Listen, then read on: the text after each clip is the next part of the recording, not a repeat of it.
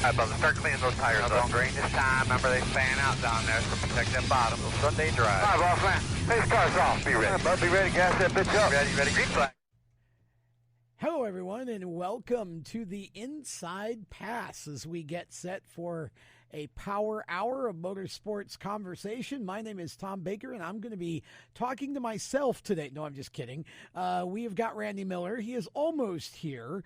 Once again, lap traffic biting one of us in the bottom today. The other week it was me, and today it is Randy who's having trouble getting by the lap cars. So he'll be in just a moment or two. We've got Nick Degroot set to join us as well. Nick from motorsport.com. He is with us every month. He comes back whether we want him to or not. And we've got the lovely Nikia as our producer once again. Nikia James handling all of the production chores. And so we're looking forward to talking with you about what's going on in the motorsports world. We've got obviously a lot going on in the NASCAR world. We had the Indy 500 this past weekend. We'll get to some of that. Got the Smart Modified Tour being reborn this Saturday at Caraway, coming back after a multi-year absence from the Southern motorsports landscape, the Smart Modified Tour. So we're going to have NASCAR Tour type modifieds back, and that starts this Saturday at Caraway Speedway up in Asheboro. And they will be teamed with a bunch of the PRA classes, late models and such. So going to be a good show at Caraway on Saturday night. Hope you can join us. I look forward to attending that show, and we're all excited about modifieds coming back to the South. So Nick Degroot should be joining us any moment, along with Randy Miller. And we've got Nick. Okay, I did not realize that Nikia had just sort of slipped you into the land of hold. Nick, welcome to the show. Good to have you back. Randy's still negotiating lap traffic out there, so he'll be in a few minutes. But so much to cover here today, and I'm just going to start with getting your opinion on what we saw in terms of the Indy 500 broadcast. And we've seen the ratings, obviously, as Randy now steps into the WSIC studio, and we'll let him sort of get set up here. But Nick, what is your take from the Indy 500? Talk about the race, the broadcast, whatever thoughts you have regarding the 104th running that we saw last Sunday. Yeah, I mean, I looked through it, and I kind of have to take my bias glasses off because I'm in love with that race. It's my favorite race Me on too. the planet. It's an incredible race. I thought that race was a solid race. They were talking about how there wasn't going to be much passing. There was plenty of action, though. I expected it to be a lot more single foul than it was, which was very good. It was a great chess match up front between Rossi and Dixon, and later Dixon and Sato. Yes. And, of course, the biggest story, though, is how it ended. And I believe you and I disagreed on this. We did. Yeah. Go ahead and give your thoughts on the ending, and then I'll share mine, and then we'll I'll sort of slide out of the driver's seat and let Randy have his show back. So the big thing that people were talking about was that it should be red flagged so we could get a restart, which is not unprecedented. It's rare, but it's not unprecedented. They've done it in the past. However, with so few laps to go, that pit wall attenuator that needed to be fixed, which would take quite a while, I just didn't see that as a viable option. I had no problem with it ending under caution. I would have liked to have seen a green finish, but we've had other races finish under yellow at Indy before. But the other argument, the one that I kind of was bringing light to on Twitter because I was seeing some of my NASCAR friends talking about it, was green, white checkers. Why don't they go into overtime? I am vehemently against that. I think the Indy 500 should always be 200 laps, 500 miles, no exceptions unless, of course, rain or something makes it so you can't get to mile 500. Okay, and I'll give you all of that. I mean, those are all valid arguments. I'm kind of in the middle of where you are and where we ended up on Sunday. First of all, I agree that it doesn't need to go over 200 laps or 500 miles, and I think the easy fix is that the last 10 laps must be run under green. That you stop counting cautions. That way, we accomplish two things. we allow ourselves that cushion because the reasoning that I heard was, number one, well, the motors can be hard to start after they've run that long. And I'm thinking, well, okay, but what if we had a rain delay? That kind of thing. Two, again, we should never go over the scheduled distance. Three, it was going to take them forever to fix the fence. Well, look, I wanted that secured, and I would have been more than willing to wait an hour or an hour and a half, whatever it took to do that. And it would have been, if we'd had a 10-lap rule, then we wouldn't be looking at doing all this just for 2 laps. We'd be running the last 10. And then some people said, well, there's a huge chance that we get into a wreck if, we're going to have a big wreck if it's only 2 laps. It's like, well, but it's a race. Isn't that part of the race? I mean, the drivers got through the first 2 laps without a wreck. I just don't feel like I heard a lot of good reasons to not look at this going forward and say, look, this is supposed to be the greatest spectacle in racing. So if it's the greatest spectacle in racing, you shouldn't just sort of, okay, I quit, close enough, run it under the caution. And also I thought that the time consideration, had they started the thing when they usually do at noon Eastern instead of waiting until after 2, darkness, nothing would have been an issue. I understand it's 2020, so I'm not, I don't want this to come off like I'm crapping on the race and what happened, but I think we can learn from this going forward, Nick, and come up with something that allows us to complete the distance under green without having the overtime scenario. Your thoughts? Yeah, I've actually not heard about that idea of running the final 10 under green no matter what. That's not a terrible idea. I've not yet heard it. But, again, in that situation, it's just, I think, between the things I said, the fact that the broadcast window was closing, and, they could have gotten through the final lap for a 1-lap shootout green, but I think more than likely that would have ended with a wreck, probably. So the race is going to end under caution anyway, just with more torn-up cars. Yeah. But I just in that particular situation, I didn't really think the factors were there to keep it green. Now, if you have the final 10 laps green and that caution comes out, suddenly the race is frozen at 6 laps to go. So what, we'll get 3 or 4 laps green? Okay, that sounds a little bit better. I could be more in favor in that. But again, the wait to fix that, I don't think NBC would have been a fan of that. And you kind of got to do what the broadcast says. So there were a lot of factors there. And Randy, welcome back to your show. I think you guys have it covered. I'm leaving.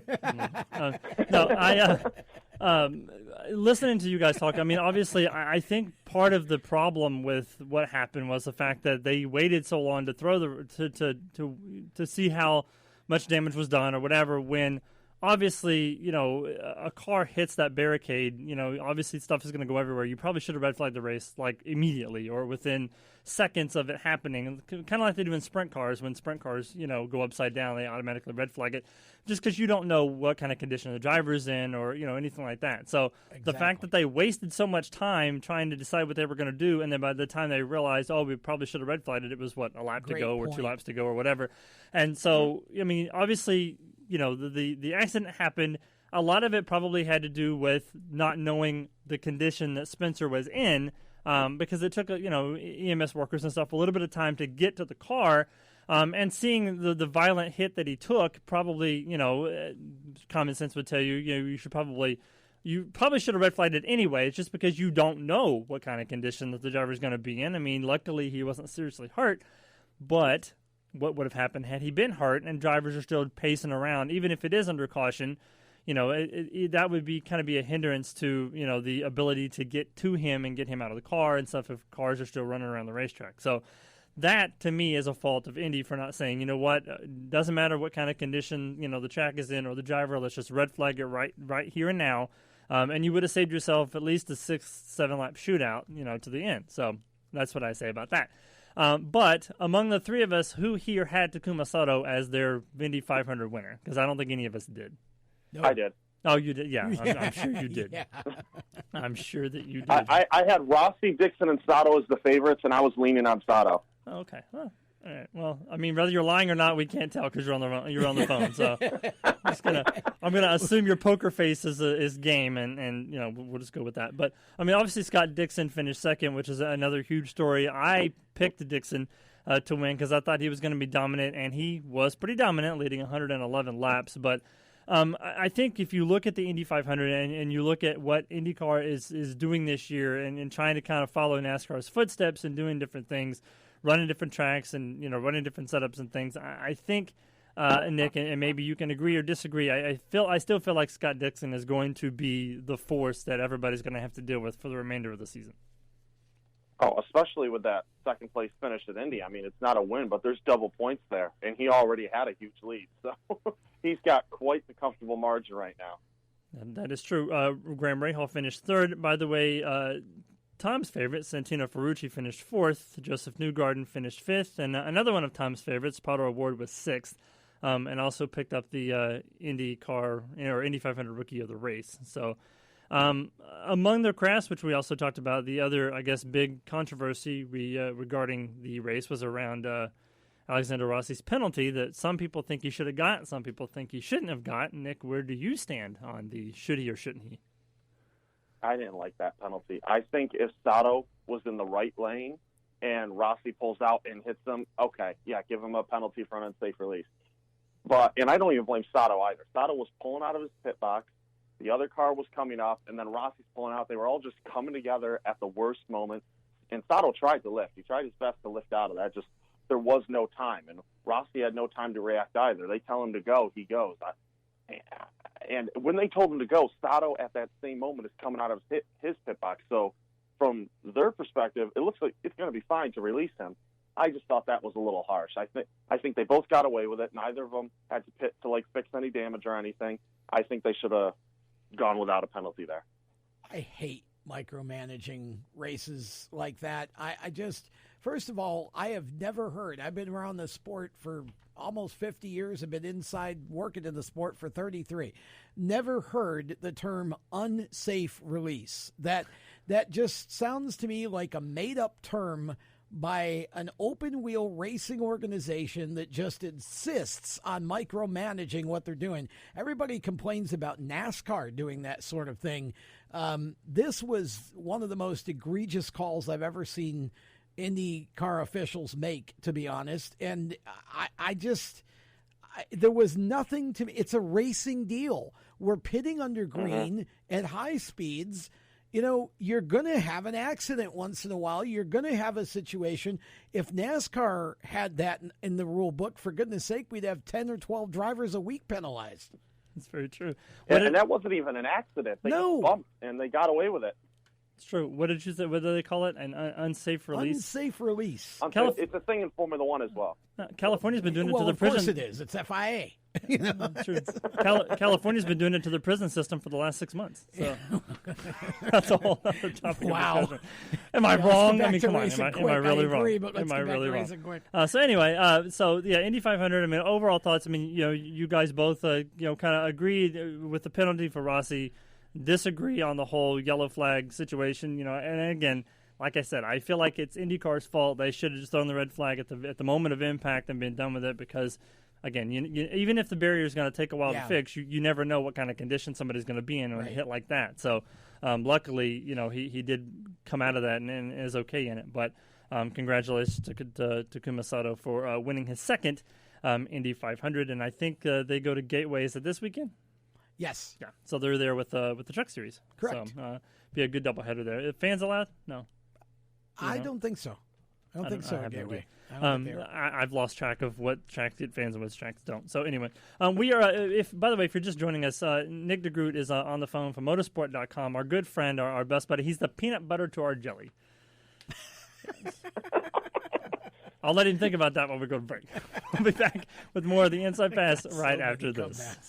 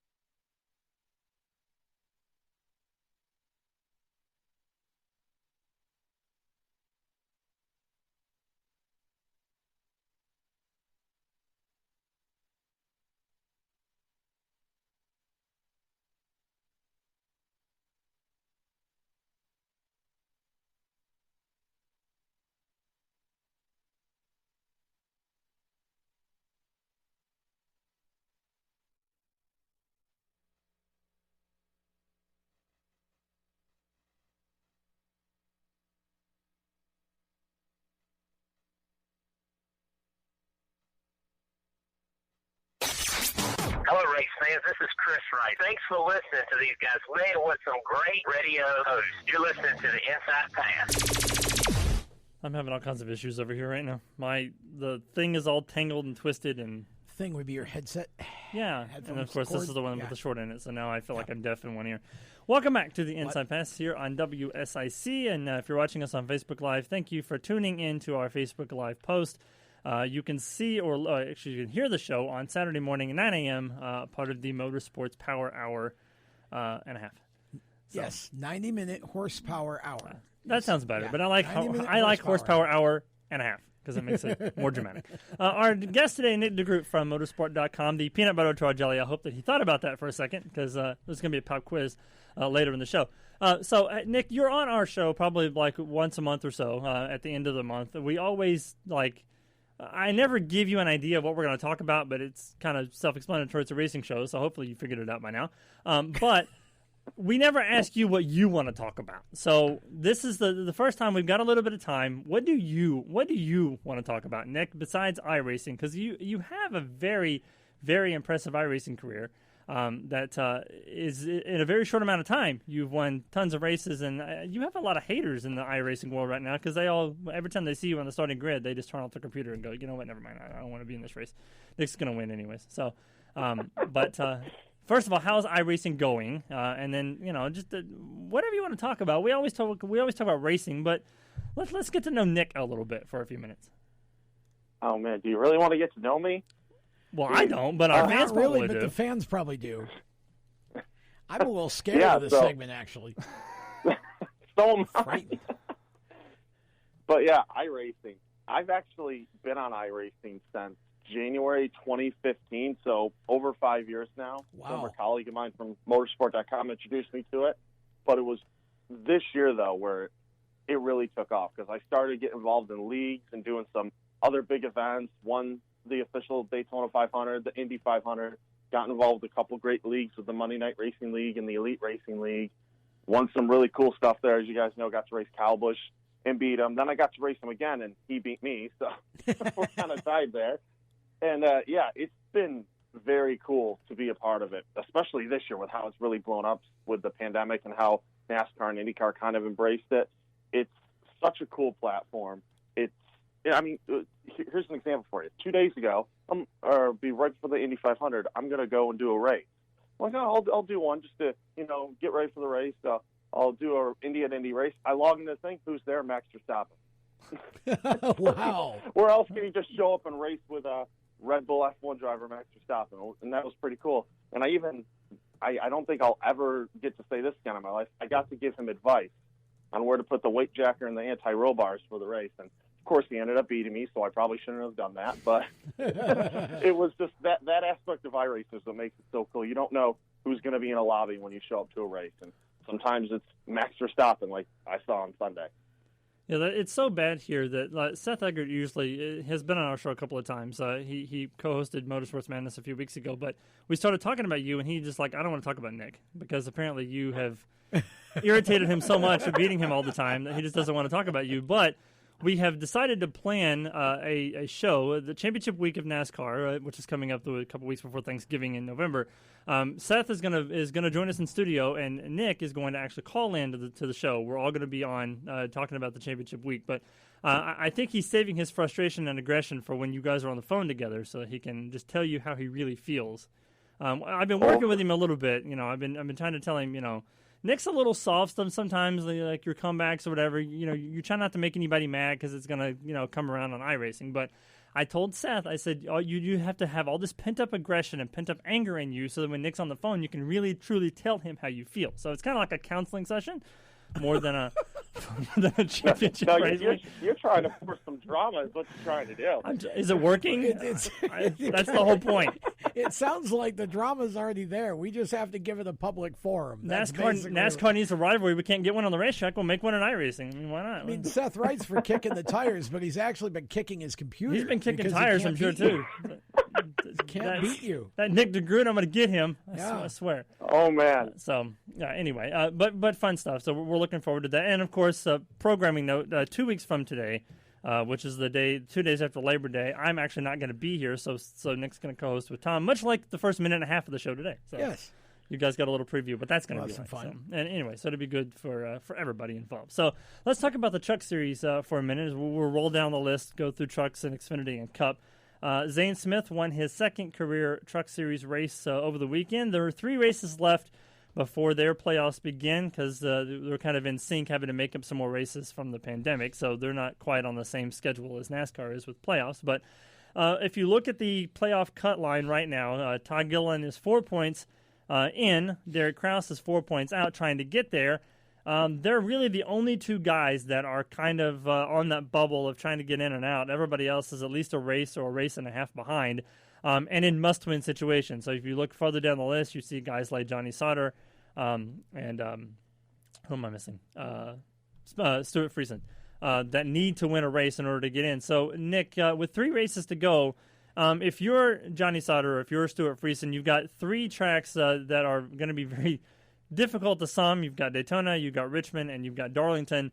Richmond is new to the Truck Series schedule for a lot of these guys. Some guys like Johnny Sauter probably have ran the track before, but some of the rookies have not, and it's on the schedule for the first time since like 2011.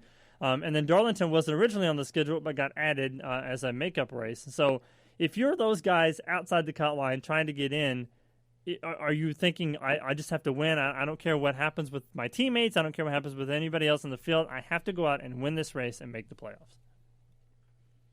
Yeah, well, Johnny Sauter has to be in that mindset. He has to just go out, and I think he's always in that mindset. I'm going to do whatever I have to do to win. Yeah. I don't care if it's my teammate. I'm going to win this race, and I think that's what Johnny Sauter needs to be doing.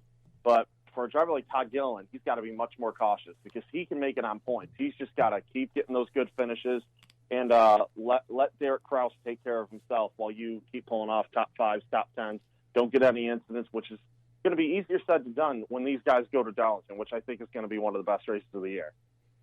Yeah, I look at the setup. I mean, first of all, we all operate under the premise that it's Daytona, anybody can win.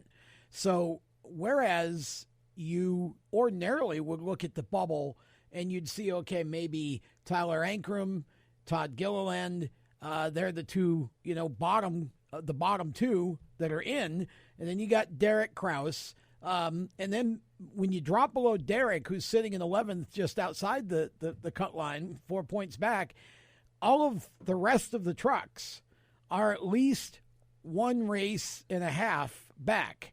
So ordinarily, if we're going into a race weekend, we're saying, well, this one would have to win, that one would have to win, and it's going to be a long shot. You throw this race at the Daytona International Speedway into the mix, and all of a sudden all these guys have a good shot at winning. So now it's almost every man for themselves. And, I look at Tanner Gray, I look at Sauter, I look at Rafi Lessard, I look at Friesen, Majeski, even go a little farther down. You got guys like Spencer Boyd, Spencer Davis, and Jordan Anderson who have 0 shot at pointing their way in unless they win a race. Mm-hmm. So, Nick, one note there. Don't mean to interrupt you. But no, go ahead. Aren't the trucks going to Gateway? Oh, that's right. I keep forgetting they're at Gateway. Yeah, we keep forgetting that. The other ones are going to Daytona. Yeah, everybody else is going to Daytona. You're right. That we keep forgetting that. And hypothetically, though, that was a very good point. Well, it would have been a great point if it were actually accurate. But honestly, you could almost turn that around and look at Darlington as that kind of a deal because, again, this is not a place we see trucks a lot. And it's a mile, and it's a track that scares a lot of drivers. And that's their final race. And that's their cutoff. So you could almost apply this to Darlington in the sense that I think that one's going to be a crapshoot. It's probably not as true that anybody could win there. But, I think that some of these guys have to. And if you look at Gateway this weekend, again, it's basically a short track. Yeah. So you even a lot of this field up. So I'm not so sure that if I were anywhere in the say 8, 9, 10 spot, Ben Rhodes is 76 to the good, so he's probably going to make it. But you got Ankrum and Gilliland, and those 2 are fighting for their lives. They got at some point. You got to convert your mind to. Ankrum a couple of weeks ago his teammates knocked him around like a soccer ball in one of the races. I can't remember which one it was. Michigan, yeah. I mean, if I'm Tyler, I don't have teammates. Yeah, I'm exactly right. out to win, period. Yeah, and Gilliland needs to do the same thing. Yep. You know, Sauter's going to have to be in the same boat. Like you do have teammates, well, yeah, and that's below, great. yeah. But right now, you're trying to get into the playoffs. Your teammates mean nothing to you because your teammates, all three of your teammates, are in the playoffs right now, and you're not. So everybody below the cutoff line is win at all costs. Yep. And that's what we create at this point in what has been a really crazy season. But yeah, you're right, Johnny Sauter. And I do not believe Johnny Sauter wins either of these last couple of races. I don't believe he wins Gateway, and I don't see him winning at Darlington. Yeah. You know, I just don't. I just don't think that team is together this year. You know, and honestly, Ben Rhodes has done well enough, but he's another one. He's going to get into the playoffs on consistency. You know, he hasn't won. Some of these guys, if they're going to keep their rides forever, some of these guys got to start winning. And you know, I look at the Ankrams, the Gillilands, the Krauses. You know, you got to go win a race at some point. That's true. Especially if you look at guys like Ben Rhodes, you know, who hasn't won a race all year, but he's comfortably in on points. Yeah. Grant Anfinger did the same thing last year, but at least he was consistent throughout the entire season. He just couldn't win a race to save his life, and he actually ended up making it, I think, into the top 8 in the championship run before he ultimately ended up, you know, getting knocked out of the Final Four. But his momentum carried him all the way through the season. I don't think Ben Rhodes is in that same kind of boat because he obviously is not as consistently as good and consistently finishing in the top 2 or 3 as Grant Enfinger was last year. But and then, you know, Matt Crafton comes from out of nowhere and ends up winning the championship, you know, having not won anything all season long. So that to me was a huge problem to me last year. But I think this year there's so many different guys and so many different kids that have the capacity and have the capability of winning races through the playoffs that I don't think we're going to have that same issue this year. But there's so many different types of tracks on the Truck Series schedule in the playoffs and even before the playoffs where I think you have to have a really strong mind to be able to go out and do this, especially going to some of these tracks for the first time. It's going to be up to the kids to rely on the iRacing aspect of things to really get their weight in this track. And not having practice or qualifying either is going to really put a huge damper on their ability to go out there and win those races and guarantee yourself a next berth into the next round of the playoffs. So I think Zane and Sheldon Creed are the two to watch going into the playoffs. They've got great momentum. Yep, I totally agree. We are going to take another quick break. We'll come back on the other side. We'll talk about the Xfinity Series and the Cup Series and have our news of the day. We'll be back with more of the Inside Pass right after this.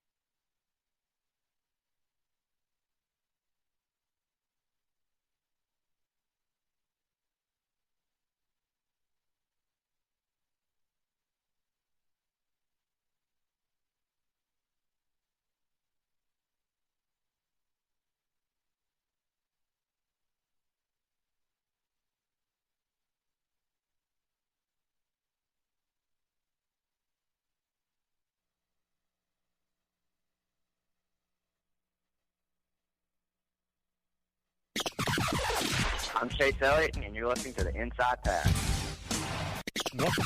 Welcome back to the Inside Pass here on WSIC. Randy Miller, Tom Baker with you, and Nick Degroot from motorsport.com, our good friend and sometimes co-host of the show, is on the shortmasters.com hotline. I was on Twitter during the break, and I saw that Anthony Alfredo has a new sponsor this weekend called Pyro Putty, and I'm really interested to know what the heck Pyro Putty is. Well, I don't know what it is, but it's a really cool paint scheme. It's a white car with orange flames, but his sponsor's Pyro Putty, and now I'm trying to figure out what Pyro Putty is. Nick, you wouldn't happen to have any idea what Pyro Putty is, do you? I didn't know what that was until about 5 seconds ago, so no, I'm not sure. You're welcome. You're welcome for that. I have the answer. Okay. Isn't that the point of sponsorship? That is true. That is very true. It gets you. Not know about? That's true. It gets you wondering what it is, then you go searching for it, and it makes their brain go higher. So, what exactly is Pyro Putty? Pyro Putty is a ceramic and stainless steel filled, high temperature, thermally conductive paste used to bond, seal, and repair defects of up to 3/8 of an inch in cross section in cast from steel and stainless steel components and structures. So it's kind of like Flex Seal, but for more or less, I guess, ceramics and stuff. That's actually cool. That's a really cool idea. Now, there is another Pyro Putty, though. We'll have to look and see what this is, because there's another one that says Pyro Putty's proprietary blend allows you to build a fire at any given time. So it's like probably like something you would use, if you're camping or whatever. Says hot, like a fire starter. Yeah, like a fire starter kind of product. And since he's got flames, I'm more inclined to think that that's what that is. But there's actually two different kinds of. It would have been cool if you'd have told me it was flammable Play-Doh. Pyro Putty has a mix of products that they sell apparently under that brand. I like flammable Play-Doh better. That sounds way more fun. Way more fun to play with. Play-Doh. Flammable Play-Doh. Yeah. All right. Well, let's talk about the Xfinity Series since we were on the subject of Anthony Alfredo, Chase Briscoe. And Justin Allgaier are your two winners over the weekend. I was surprised that Justin Allgaier won, but I'm happy he won because he needed that win to, if nothing else, just solidify his place in the playoffs, because he's gotten kind of lost in the shuffle with everybody. Well, let me take that back. Junior Motorsports has gotten lost in the shuffle this year. Noah started out doing really good at Daytona, but then, once Austin Cindric and Chase Briscoe got on their little kick of winning, basically one-upping each other the entire season, the entire Junior Motorsports organization has kind of just been, taken aback and taken, to the woodshed by both Penske and by Stewart-Haas. And you can even kind of add in Kaulig too. I mean, I know Ross Chastain has finished second the last couple of weeks in the last couple of races, but aside from Haley's win and AJ's earlier in the year, they're consistent, but they're just being destroyed by both Cindric and by Chase Briscoe, Nick. Yeah, it's actually crazy to think that Ross's first stage win came last week. Yeah. I mean, he's got more top tens this year than anybody, but there's just a gap between him, Briscoe, and Cindric that is just so huge. And they're doing the best they can with the equipment they have, but Penske and Stewart-Haas are just dominating everybody this year. And that's why I look at Kaulig Racing to probably cause some problems for some of those winning your in guys this week, because they're probably going to be running the gauntlet at the front of the field like they like to do at the plate tracks. That's very true. Well, that's kind of what I'm looking at, too. You've got basically the top 7 out of the 12 playoff contenders have all won. So 7 spots are filled. So we basically have 5 that are open. And you've got a couple of guys in the name of Jeremy Clements and Myatt Snyder that are below the cutoff line. And then you've got, again, as I talked about in the last segment, I should have just called it Xfinity instead of trucks. This is Daytona. Anthony's in the lineup. Anthony can win.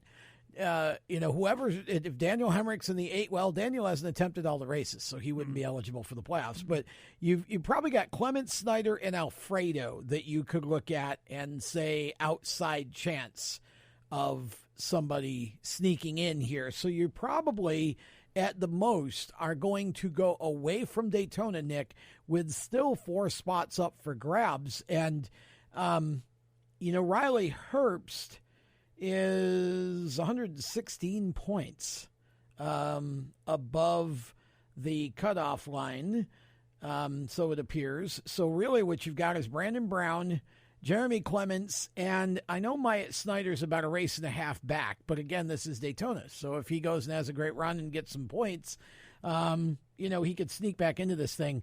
But this is going to be This is going to be a shootout at the OK Corral, I feel like, in this division, because all the heavy hitters are basically already in the playoffs, with the exception of Chastain, Annette, Sieg, Herbst, and Brown, who are all contending.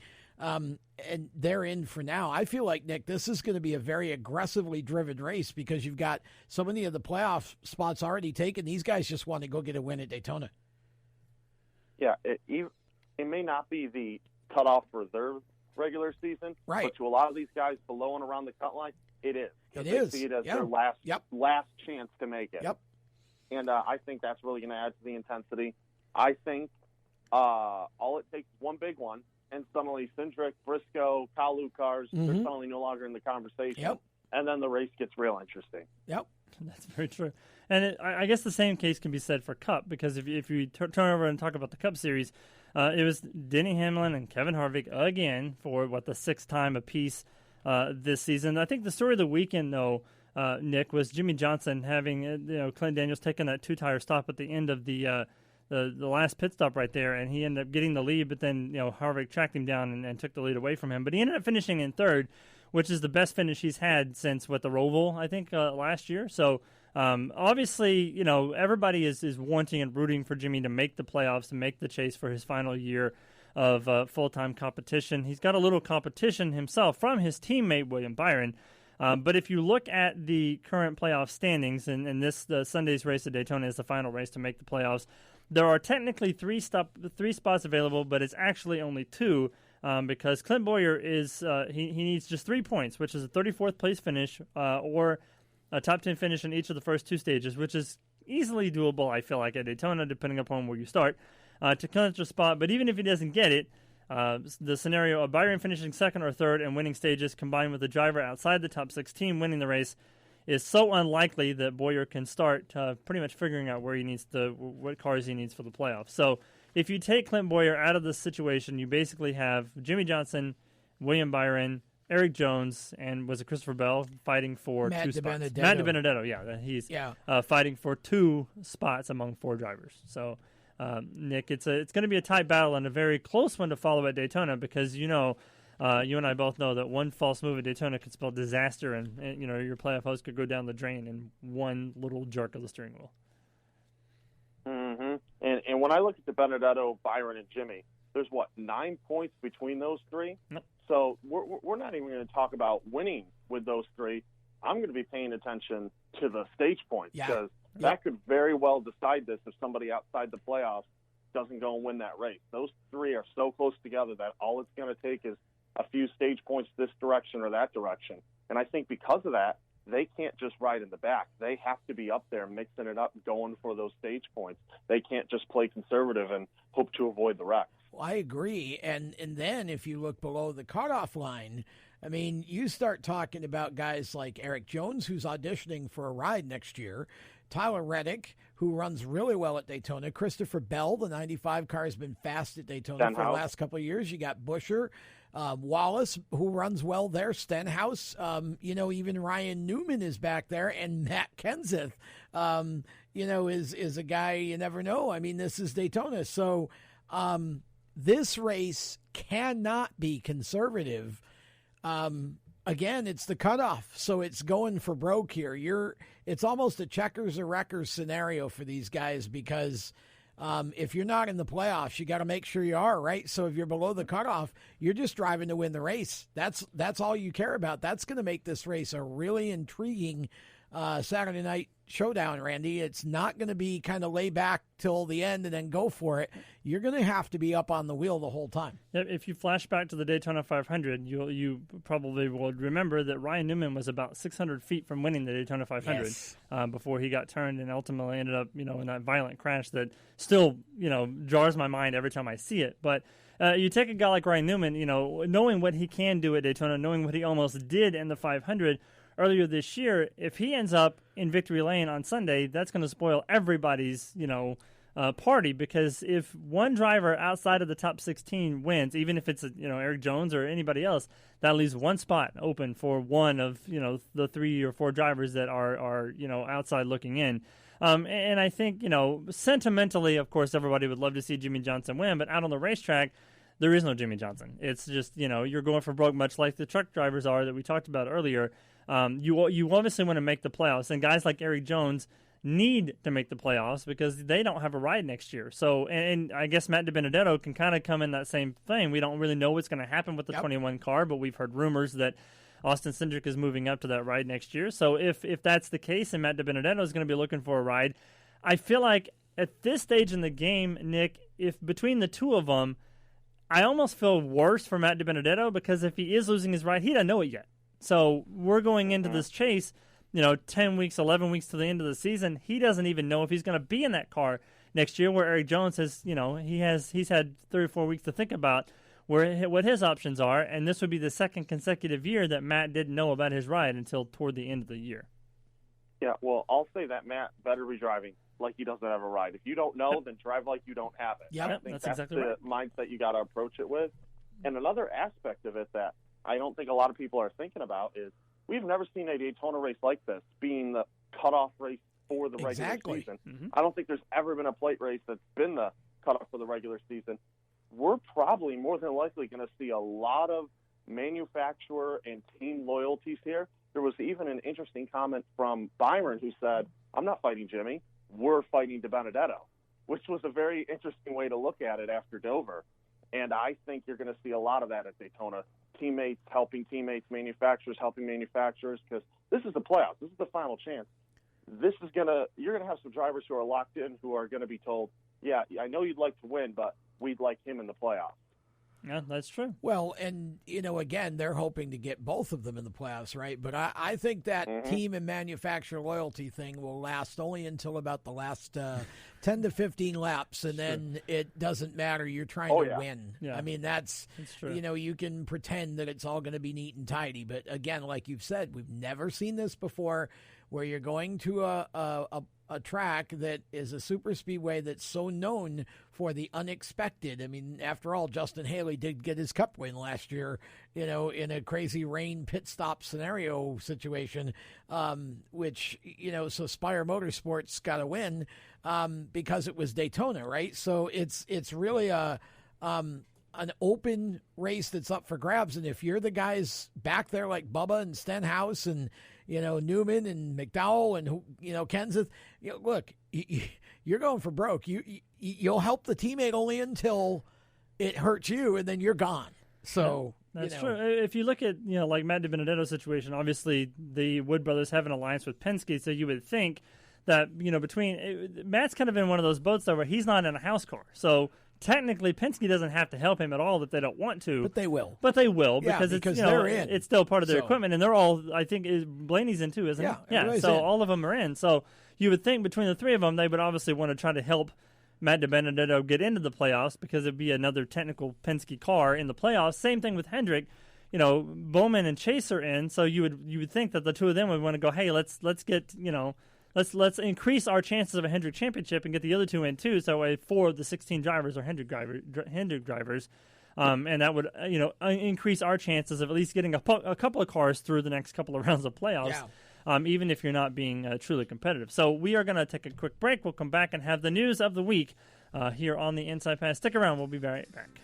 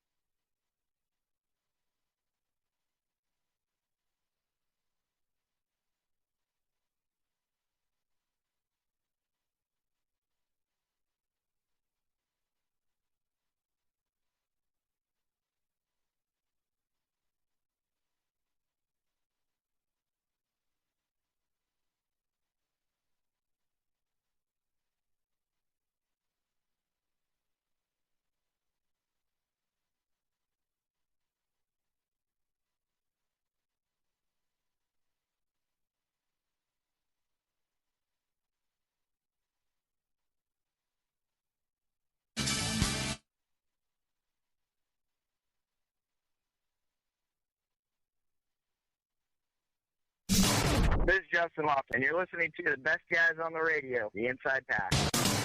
Welcome back to the Inside Pass. We'll add Nick into the best guys on the radio too, because he's part of our group, part of our family, and we love having Nick on every month, usually at the end of the month, which would be today. For our show, we're gonna change his calendar over the next couple of months, though, as we get into the playoffs and get into the championship. Nick is back in second place in fantasy NASCAR too, Tom, because he picked Harvick on Sunday. And Harvick won. It's as if he needed another win in anything right now. But yeah, well, anyway, so it's all right. I still have a little ways. I still have a little bit of a cushion, but I need to watch my back because Nick likes to come from out of nowhere and win things. So we'll see how he does. As we get closer into the playoffs. So some news of the day before we end our show today. It was confirmed last week that Corey LaJoie, I had his dad on my brain, is not going to return to Go Fast Racing in 2021. I don't think that was a shock to anybody, really. I mean, there were rumors that he could resign. There were rumors that he could go elsewhere. I think the last few weeks with the Chase Briscoe rumors kind of started that whole trend of maybe what if Chase basically takes the 32 car next year. Where Corey goes from here, who no one knows. He's been advocating to get the 48 ride, but who really knows? I mean, I think that's going to be somebody who can bring sponsorship to the table, at least a little bit of sponsorship to the table. But Nick, where do you think that Corey would be best suited in his driving style in 2021?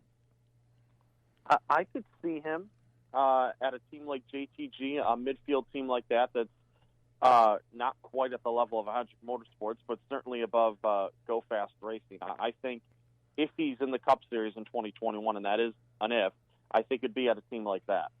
Yeah, see, I could see the 37 because you got the rumor that prices drop. Prices. What is with us in names today? I don't know. Sorry, folks. We're just. I got the name right. I was about 3 generations too late. Ryan Preece dropping back to the Xfinity Series to race for the 98 team, Stuart Haas, to replace Briscoe, who would supposedly go to Cup. So I could see that happening, Nick. I also maybe. You think about perhaps a front row motorsports situation, depending on what Michael McDowell does, and even John Hunter Nemechek, because I'm not so sure that John Hunter may not be on some other lists, So I don't know that the 48. I think where for a while maybe we had a reasonable expectation that one or two might have the inside track. Now I don't really know. Eric Jones has muddied the waters. I mean, I think Gregson's overall kind of performance and all of that has slipped a little.